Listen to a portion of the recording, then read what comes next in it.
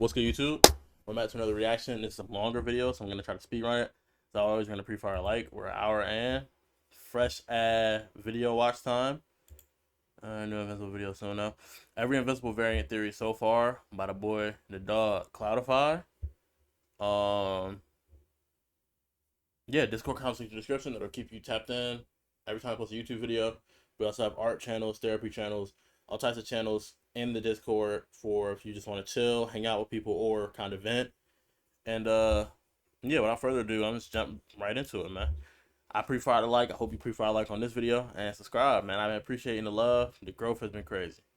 Without further ado, though, we're gonna get straight into this, jump. Hi, I'm a bit of an Invincible theorist myself, and today I present to you a video that will maybe I'm a bit of a scientist myself. help hold you over until season 4 drops. I've made multiple theories on the origins of a select few of the Invincible variants that appeared last season, and I didn't cover all of the ones that you guys requested. So this video is basically a supercut of all of my super rad, awesome variant theories, along with a few brand new ones. The first one being, I miss William. now look, I think we all have heard the common theory amongst the masses that in this scene of Omni-Man interrogating William, instead of just putting a little dent in his car, he kills him. And obviously Mark would be upset because instead of putting dents in cars, he was putting a dent in William. Now, say this is what happened, and honestly, it is a pretty likely theory. I doubt Mark would be ecstatic to join the Empire after this. The thing is, this Mark stands out amongst the rest in sort of the same way I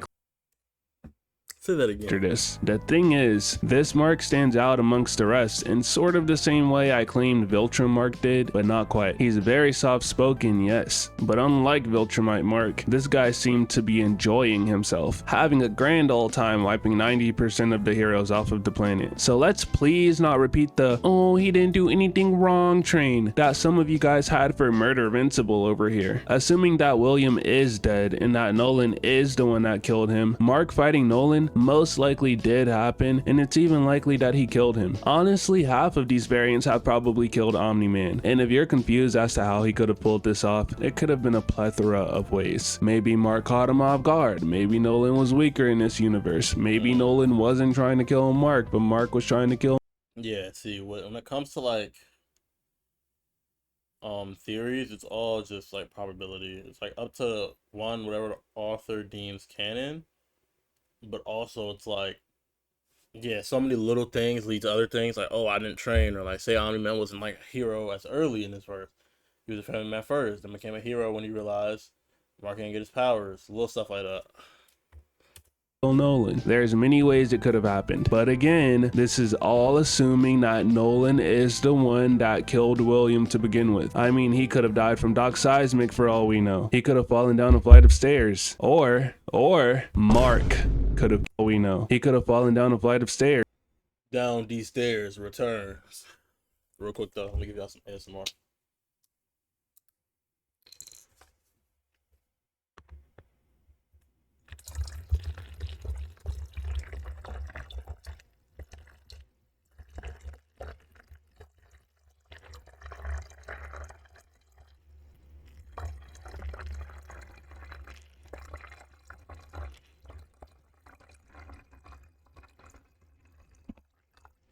I'm just hope y'all heard that and I didn't look stupid doing that.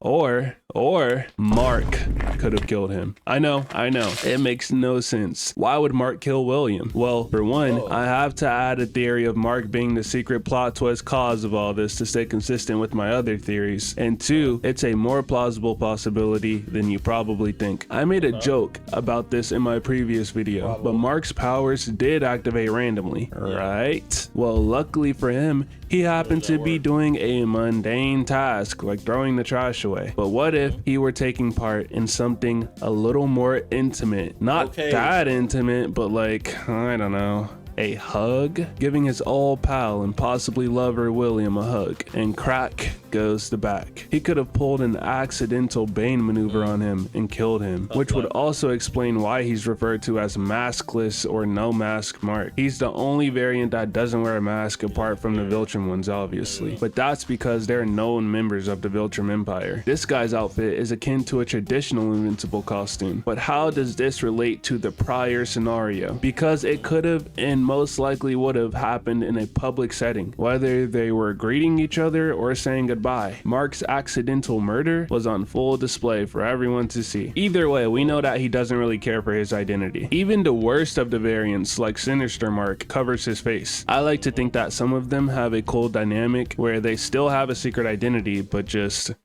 evil. Like, instead of secretly being a hero, they're secretly terrorizing the city and trying not to laugh when they watch the news with their friends. But yeah, this Mark doesn't have any of that. What do I always say? The costumes and design choices are very important, since we couldn't receive That's real though, because we're not getting origins. So it's like those little choices that the creator made, you have to believe that they're intentional. Origins for each variant. I'm sure their designs were intentional and made to give us as much visual information as possible. Him not wearing a mask has to mean something, and regardless of the reason, it couldn't have been a good one. But besides that, there ain't much more to say about the guy. So I guess I'll rapid fire some more for you. Prisoner Mark probably tried to fight against Omni-Man, lost, and was then held as a prisoner, and was, probably tortured and stuff. Long hair Mark probably grew his hair out. Mohawk Mark is interesting, as in I kinda don't know how the heck to interpret his design. It's all kinda random. I mean,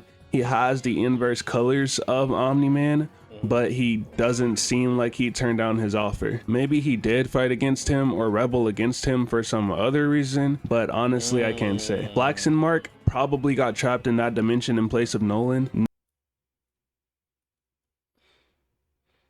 And fought them, but why? Oh, so he just got their tech. He's not like part Flaxen or anything. Nolan is used to being in these sorts of predicaments, as we hear from Debbie, but Mark is obviously a different story. Not only was this very early into his super career, but he was and still is struggling with his morality. Being secluded in this place with an entire alien race trying to kill him would probably be enough to tip him over the wrong edge, if he became desperate enough, which he likely did. Mustache Mark was probably born on Viltrum or taken back there at an early age. No Goggles Mark likely got his powers at a younger age because of how childish he acts. Bald Mark has an ugly costume. Shiesty Mark has a thick accent, so maybe Debbie was from a different place and wasn't as good of a parent or something. And with all that being said, these are my theories for the origins of the fan favorites. Starting with, "Aw, someone misses their mommy." Today we're talking about Full Mask Mark. Is there a reason he decides to cover his face? What happened to the Debbie of his universe? Well, those are questions that I will attempt to make believable answers for. But unlike my videos about the previous variants, this won't solely be about his possible origin. I'd also like to put into perspective just how dangerous a variant like this could be.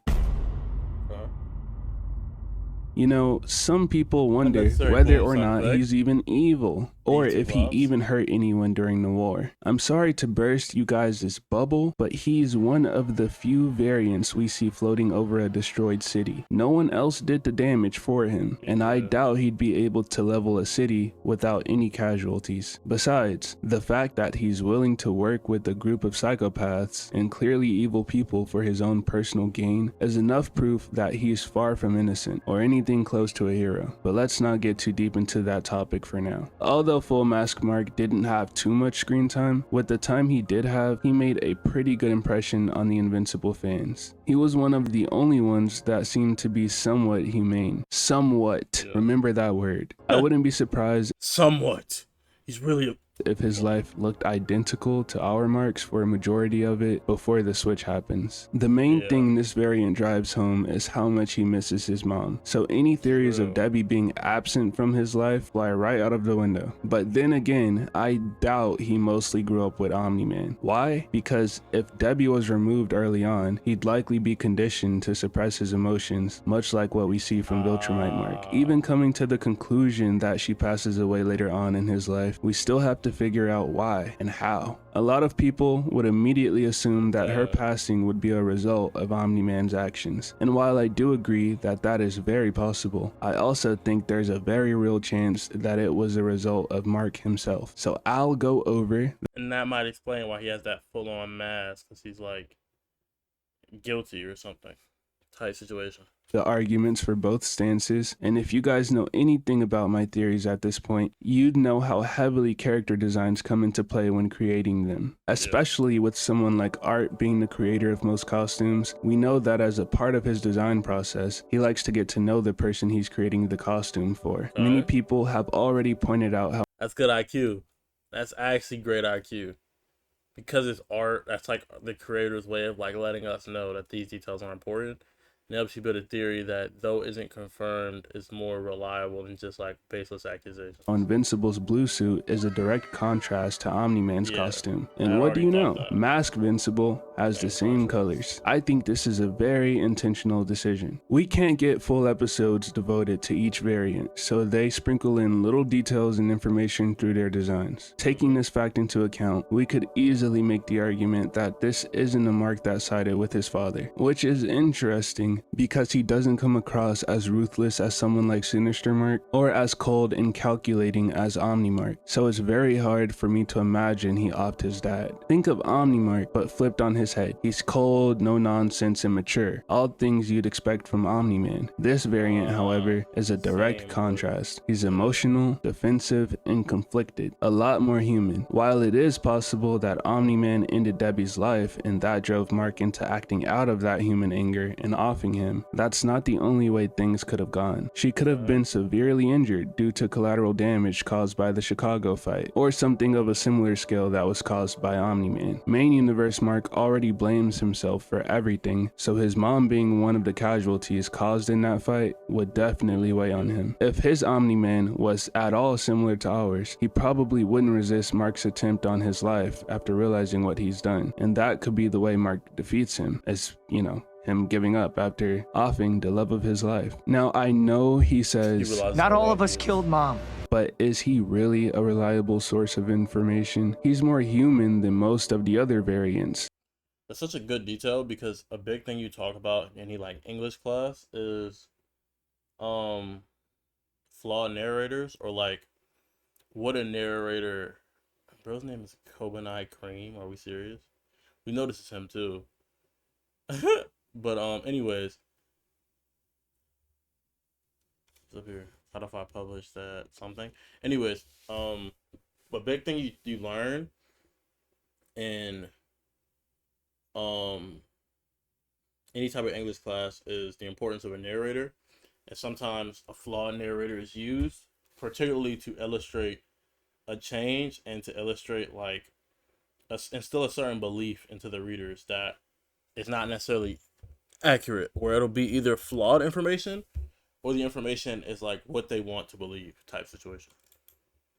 Right? And what do humans have a bad habit of doing? Lying. Not to mention, he doesn't seem to be stable. His words are a little frantic and he gets very defensive over small things. If he did actually off his mom, why would he want her back so badly, you may be asking? Because it was a mistake. Possibly an accident, but probably a mistake. Accidents are actually different from mistakes because accidents are unintentional, but mistakes can be intentionally made within that moment. A lot of people bring up the scene of Mark saying, "Make me," to Debbie shortly after getting his powers, almost as if it were a threat. It's clear that this Mark has a fragile self-esteem, and whenever it's put into question, he lets his emotions get the better of him. I feel like this is what makes him so dangerous. He can appear to be nice or approachable when you hear his motivations, but when you dig any deeper than that, you'd start to understand why Engstrom chose him to be part of the war. That's something else you have to take into account. Engstrom has the memories of other Engstroms, so he knows the worst of the worst when it comes to the variants, and this is one he chose. If Mark did off his mom and quickly come to regret it later, it'd make a lot of sense. Kind of like when people rage over video games and break their setup, or someone says something they don't mean in the heat of an argument. It would also explain why he wears a mask. Not because he's disfigured, but because he wants to hide from himself. He doesn't want to look in the mirror and see the face of the person that took his mother's life. Or Omni-Man just offed her to make him sad. Among the many variants that showed up in episode 7 of Invincible, Omnimark, for some reason, stood out amongst fans the most, alongside variants like Mohawk Mark, the GOAT Sinister Mark, although I can't lie, No Goggles Mark might have been my favorite of them all, even with the tiny amount of screen time he got. Don't worry about spoilers for the comics, I haven't read them, so I'll solely be focused on the show. Besides, from what I've heard, he has more to go off of in the show anyways. If you didn't know, I made a Sinister Mark video about a week or so ago to try and dig up any information we could about the guy and figure out what made him the way he is. You guys enjoyed that video quite a bit, thank you, by the way, and a lot of people were requesting an Omnimark video. So here you go, since you guys obviously don't care about my dreams of being a gamer. Now, we're gonna really need to exercise our creative juices today because Omnimark has even less screen time than Sinister Mark, whom we could barely piece together a feasible theory for. First, let's clear some things up. I hear many people say that he eliminated the Omni-Man of his universe. Whether or not that's true in the comics, I have no idea, but in the show, that isn't stated. Instead, Sinister Mark is actually the one who says that. The only concrete details we know about the boy is that he really hates Adam Eve for some reason. He doesn't like being near his house, and that's it. But luckily for you all, my mind works at a pace many would only dream of. Therefore, I've already seen countless possibilities and outcomes that would lead to the creation of Omnimark. Possibility number 1, Omni-Man's death. This may come as a curveball to many of you because I did just say that this version of Mark didn't eliminate his father, but that Sinister Mark did that to his father instead. While that is true, I didn't say that his death was a result of Mark's actions, but instead the driving force behind his actions. This theory stems from his hatred towards Eve, and his home, and his costume being inspired by Omni-Man's. Almost like a tribute. I believe that it's possible that Mark looked up to his father similarly to how he did in the main universe. He wanted to be as strong as him, as cool as him, and just like him. But in this timeline, Omni-Man's attempt to take out the Guardians went a little differently, whether it was because he had a change of heart in the midst of the attack, or the Guardians consisted of stronger members like Adam Eve. Honestly, I don't even know if those changes would be necessary. If Red Rush actually played his role and didn't try to switch to the offensive, then they could have won. If he stayed in support and didn't play DPS, they actually could have beat this blue. The Guardians had a real chance against Omni-Man, but Red Rush threw that chance out of the window. And when faced with the decision to put Omni-Man down for good, we've seen the choice the Guardians would make. Regardless, it's him or us. I choose us. Now, I understand many of you assumed that this version of Mark offed his father, but again, we have no confirmation of that in the show, and it's very clear that the main reason I didn't is if you look at his fit, it doesn't have an O on it. It's just the same colorway as his dad. So art making the fit and thinking like what inspires you, what do you stand for? I stand for like retribution. Same thing as my father. I want to fill that void type situation. And then whether he went to Viltrum or not later is a whole nother story, but you feel me? the show and the comics go about things very differently. So even if it was stated in the comics, that doesn't make it true to the show. But say we did lean more into that idea. His reasons for doing so would be far more personal, rather than just a random act of violence. Maybe he ended him in their fight in Chicago, but still wanted to honor him. And he carries this regret with him daily, which explains his more somber tone. My reasoning for that is, like I stated earlier, because of his costume. Everything's because of his costume. I can't see it as anything else other than a tribute, unless it's his idea of mocking him, or maybe Art just thought he'd be more fitting as Omni Boy instead of Invincible, and he played more of a sidekick role. And to better fill out this sidekick role, he aided Omni-Man in his attack, and they successfully took over the world. I'm sure you're noticing a common theme here, but something is telling me that this has to be the case. Originally, going into this video, I was sure I'd have basically nothing to go off of. While that still is true, his costume alone produces a decent amount of possibilities as to what his origin is, but each sensible one leads to him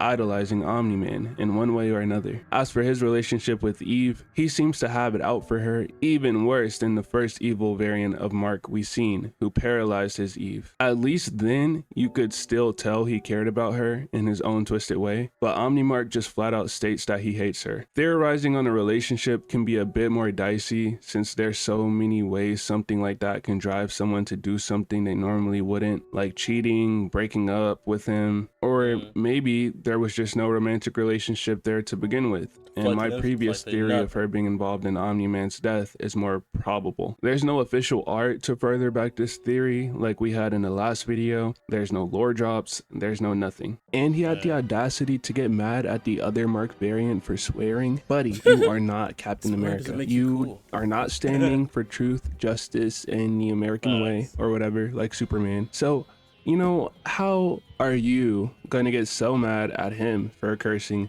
when you literally people, you know, people? And not only do you do that to people, you probably enslaved your entire universe for all we know, and you literally snapped Eve's leg in half. So you go on to do that, to physically harm a superhero and to cause havoc upon all of these cities across the world, but you're gonna get mad at someone for saying a swear word? Boy, I oughta. You know, now that I'm talking about it, what if this is a part of his lore? What if, you know, he was playing Fortnite and he got mad and he started swearing, and then Omni-Man came upstairs to teach him a lesson, you know, because he was like, what are you doing? You're not even supposed to be up this late. You need to stay off those video games, get your grade up. And Mark was all like, oh, I didn't mean it, Dad, sorry. I didn't know I was cursing or something like that. And then Omni-Man disciplined him. And then that is what drove Mark to the point in which we see him. And that's why he has like PTSD from swearing, because he got beat up by Omni-Man for swearing. So that's just another theory I want to put out there. So as much as I hate to leave this off on a, you know, on a questionable note, not really getting to the bottom of anything, you guys have to understand, as cool as Omni-Mark looks, and things like that, with Sinister Mark, there was a lot more base, a lot more ground to cover. He is by far the variant we've gotten the most screen time with. We were introduced to him way earlier than all of the other variants. We were introduced to him last season, where he had about maybe a little less than a minute of screen time, and just that alone again gave us so much information about his character.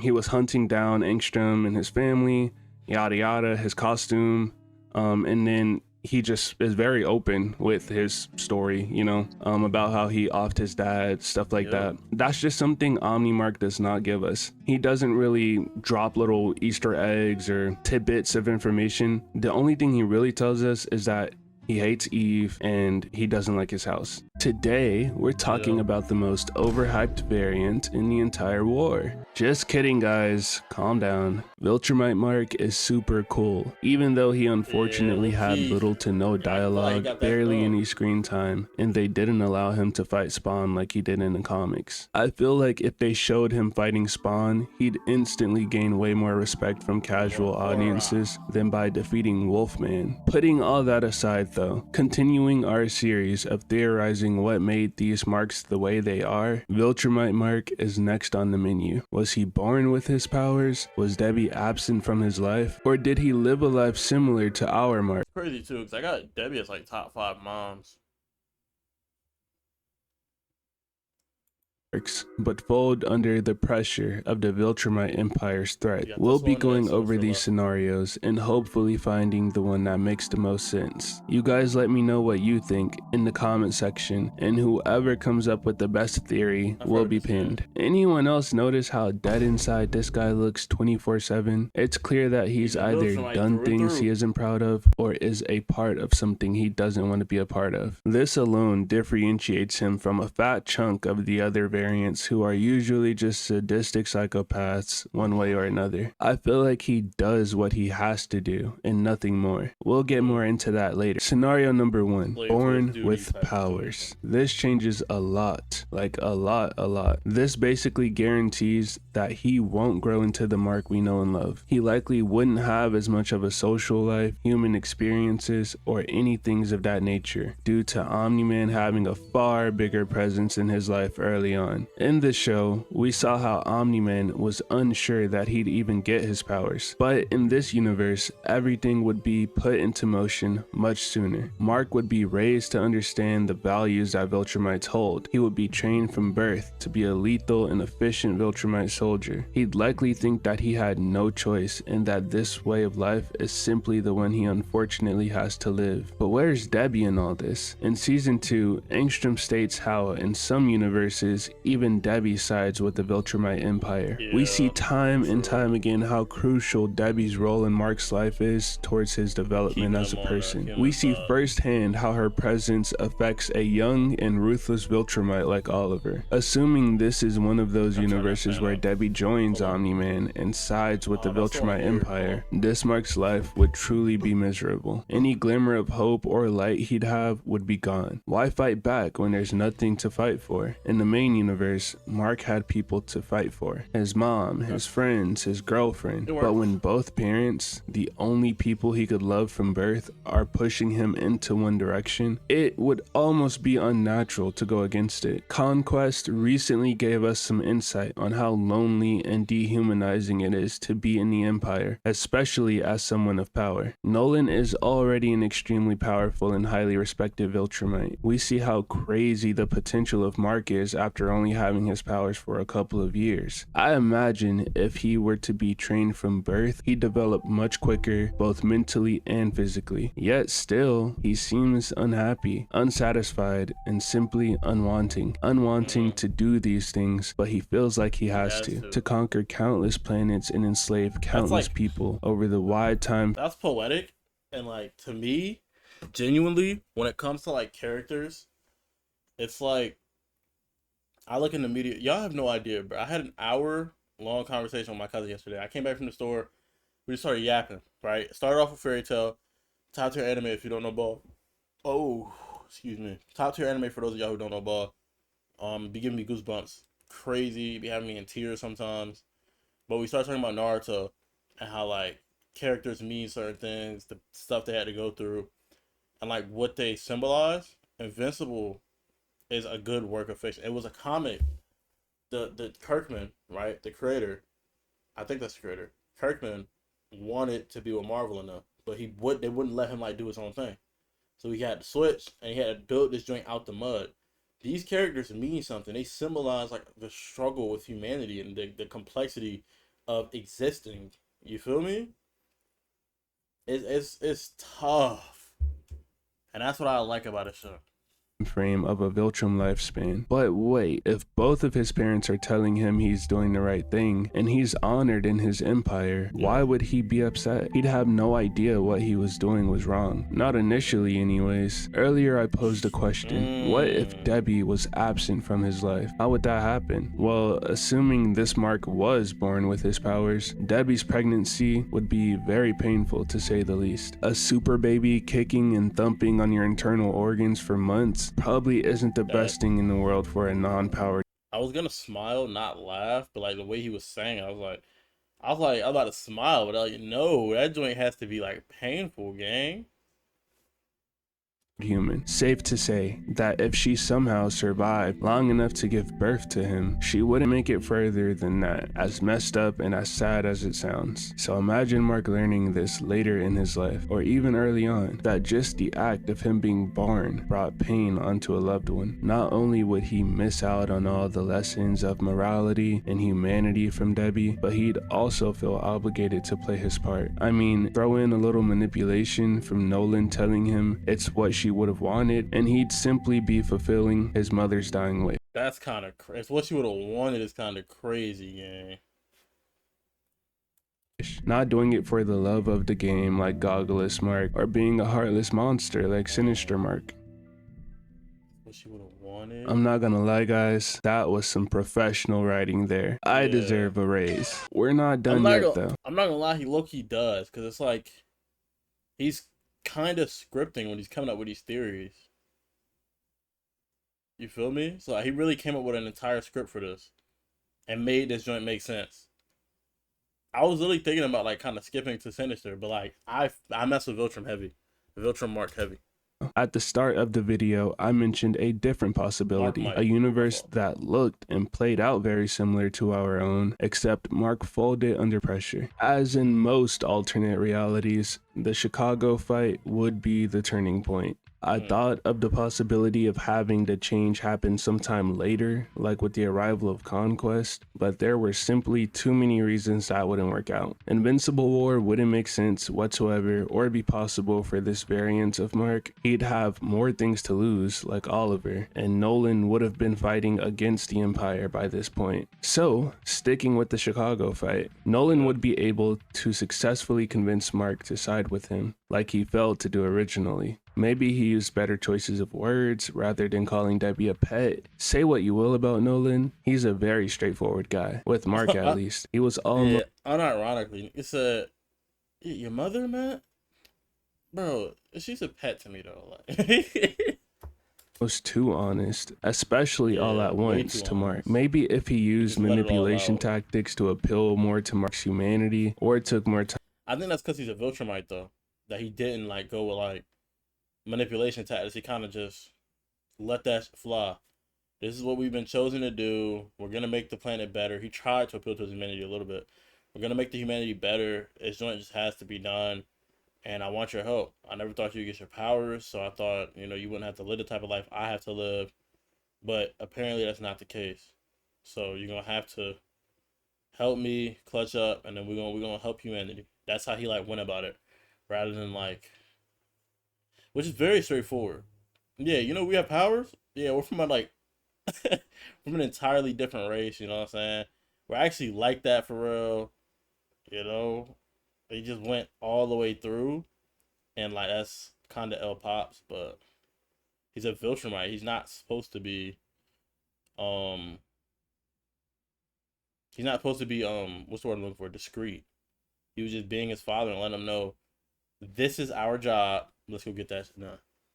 Time to plant those seeds of doubts in humanity, or explain more of the Viltrumite way in Mark's head over a period of time, rather than just laying it all on him at once. I know everyone's moved on from Invincible War by now, but I can't. I've had a bit of a fixation, one might say, on something a bit more sinister. Cape Vincible, Sinister Mark, whatever you want to call him, what's his story? What made him the way he is? In this video, I want to use context clues and details from the show that might possibly give us a better idea of why he is the way he is. His first appearance in the show is season 2 episode 8. The scene starts with Angstrom and his son. His son talks about missing his mother, which to me implies that Mark had a hand in her disappearance. They hear a rumble. This joke was so tough, bro. He was crying at like one eye, bro. I miss my mom. This is a dad trying to provide for his son, and then Mark was just on timing.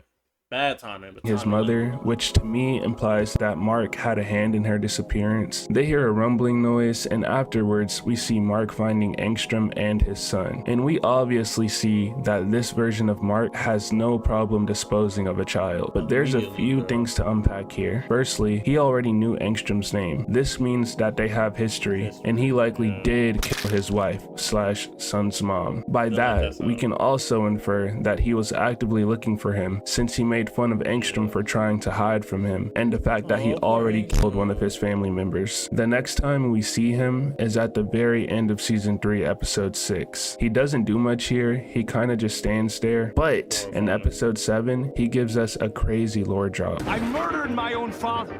You really think you're gonna take me down? Not only does this make this guy a way bigger threat than we may have originally thought, but it also makes his origin way harder to figure out. Usually, these marks end up siding with their father, and that's what makes them the way that they are. But if he killed his own father, then what could have possibly been the driving force of his spiral off of the deep end? Yeah, how did he become evil if he opposed him?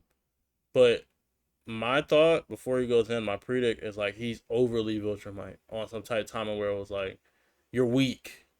You had all this time to do that. He came on Conquest timing. You had all this time to conquer Earth, and it took you this long. And then he like packed up his dad. Or was it even a spiral to begin with? Maybe this was the true nature of his character from the beginning. He does survive the war and is one of the few remaining variants before they all get shoved into different dimensions by Angstrom. But we don't really learn anything else about his character at that point. So here's the best I could come up with. With the very little information we were given, I feel like there's multiple possible scenarios, but I'll only go over a couple. Now, this first one is actually different than you may expect. Assuming that everything went as it did in the main universe, a fight between Mark and Omni-Man eventually happened. We've seen how easily Mark can lose himself in a battle. His no-kill rule flies out of the window when he's blinded by rage. Whether it was because this variant of Invincible is stronger or their version of Omni-Man is weaker, Mark eventually got the upper hand. And when he did, he gave it all he had. Maybe he forgot to hold back, or forgot his no-kill rule, assuming he ever had one to begin with. But the thing is, when he tells us that he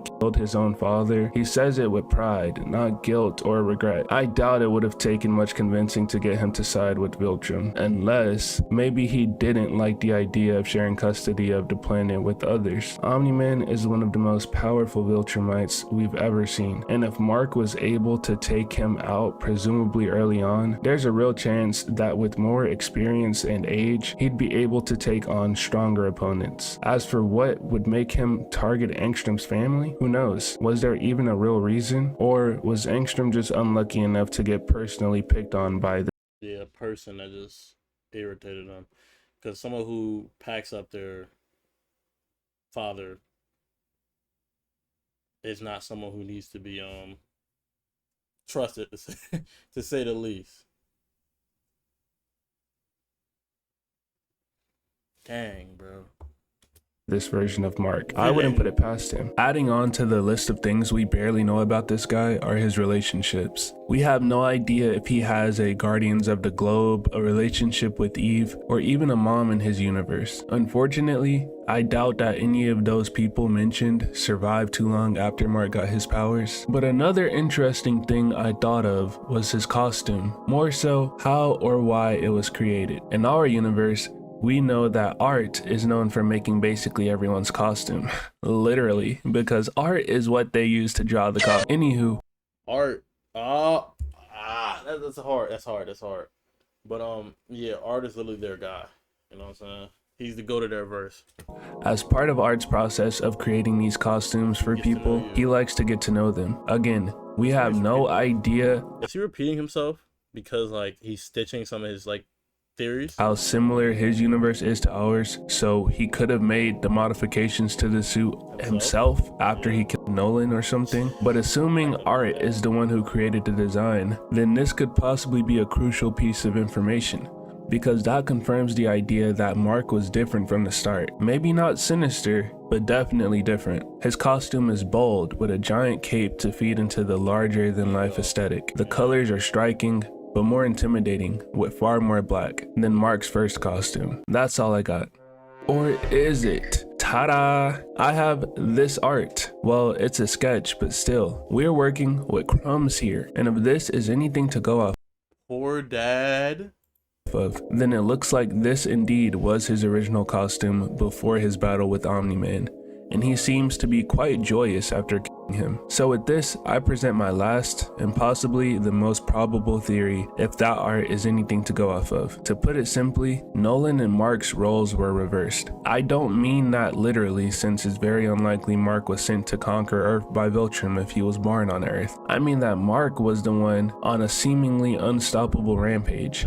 But unlike Omni-Man, it was for no real reason. And also unlike Omni-Man, he wasn't able to be reasoned with, like Mark did to Nolan in the main universe. Smiling as he murdered his father implies he was far too gone even before doing that. While we don't have much information about his backstory or his dimension, one thing we know for sure is that he is definitely the worst of the variants. Some may even call him sinister. The things we have seen him do are already enough to convince people that this guy had to go. And if you know about the comics, then you know just how much more deranged and dangerous he gets. He was really that. If he wanted you gone, he got you out of there. Maybe this whole video was pointless, and maybe there was truly no reason behind the things he did or the people he killed. Maybe he just enjoyed it. Maybe instead of eagerly waiting for his powers to kick in so that he could start to save people, he was instead plotting on how he'd destroy them.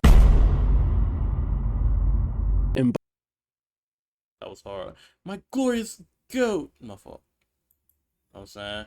Shout out to y'all for tapping in. This is a longer video. I know y'all saw me on my phone, so I was like trying to. It's not because I don't care about the video. As you could hear, as you could see, I was like still commentating. I was like ordering something for a friend. But yeah, it was a very long video. So I tried to do like the least amount of talking as possible while still like reacting and not just stealing this man's video. You know what I'm saying? Shout out Cloudify. But yeah, man. Yeah, I know it's time to see me tomorrow. Peace.